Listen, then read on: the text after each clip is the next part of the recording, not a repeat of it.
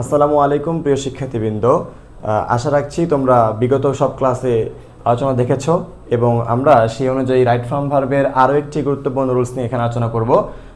আসলে একটা না, এখানে আমি পরপর তোমাকে 3টা রুলসই লিখে রাখছি। 2+V1 এক্সেপশনাল একটা রুলসও আছে। সকল প্রিপোজিশনের পরে ভার্বের সাথে আইএনজি বসে। ইন, অফ, বাই, উইদাউট, সকল প্রিপোজিশন, এ জাতীয় তুমি সকল প্রিপোজিশন যত পাও, সকল প্রিপোজিশনের পরেই ভার্বের সাথে আইএনজি বসবে। সকল প্রিপোজিশনের পরে ভার্বের সাথে আইএনজি বসে, কিন্তু টু তো একটা প্রিপোজিশন, তাই না? কিন্তু টু এর পরে কি বসাতে হবে? V1 বসাতে হবে। এই একটা জায়গায় কিন্তু ব্যতিক্রম, এক্সেপশনালটা মনে রাখতে হবে। সকল প্রিপোজিশনের পরে ভার্বের সাথে আইএনজি বসে, কিন্তু 2+V1 বসে। আই রিপিট, সকল প্রিপোজিশনের পরে ভার্বের সাথে আইএনজি বসে, কিন্তু 2+V1 বসে।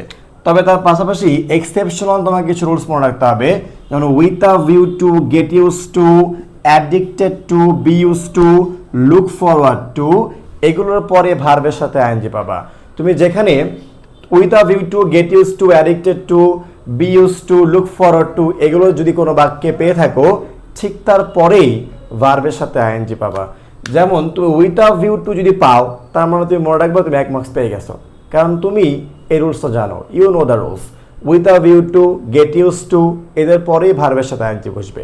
আর যদি প্রিপোজিশন দেয় in, of, by, without, for, তাহলে তো পারাটা আরো ইজিয়েস্ট হয়ে যায়। কেন? দেখো এক্সাম্পল দেখলে আরো ক্লিয়ার হয়ে যাবে। To by a pen, she went to new market. তো টু একটা প্রিপোজিশন, কিন্তু কি বলা ছিল রুলসের মধ্যে যে 2+V1 বসাতে হয়। তো to by a pen, she went to new market, একটা কলম কিনতে সে নিউ মার্কেট গিয়েছিল। তো এবার আমরা কি লিখবো?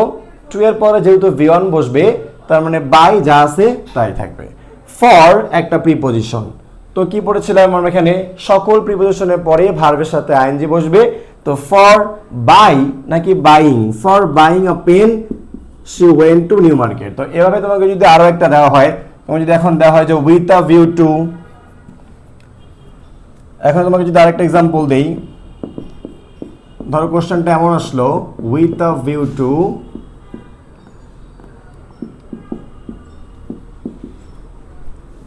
তারপরে গ্যাপ দিল, গ্যাপ দিয়ে লিখলো with a view to by a pen,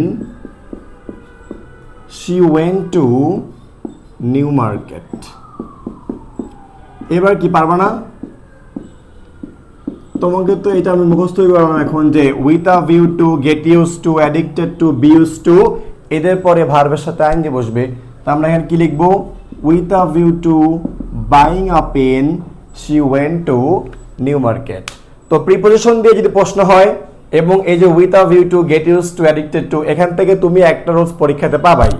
তো এখান থেকে যদি কোশ্চেন হয়, তোমার কিন্তু কোশ্চেনটা ছেড়ে সাথে যাবে না, একদমই অ্যান্সারটা সবচেয়ে ইজিয়েস্ট ওয়েতে, হ্যাঁ ভার্বের সাথে আইএনজি বসবে, ভার্বের সাথে আইএনজি বসবে, কিন্তু 2+V1 বসবে, ব্যাস। তো আমরা এভাবে বাকি রুলসগুলো তোমাদেরকে বুঝিয়ে দিব।